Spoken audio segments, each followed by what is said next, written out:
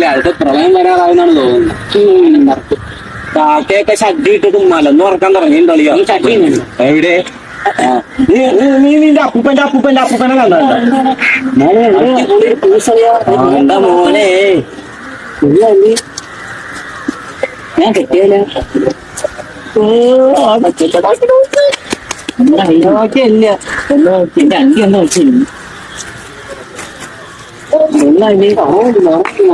മോനെ എന്റെ ഭാര്യ ഞാൻ കണ്ടുമുട്ടിയടാ.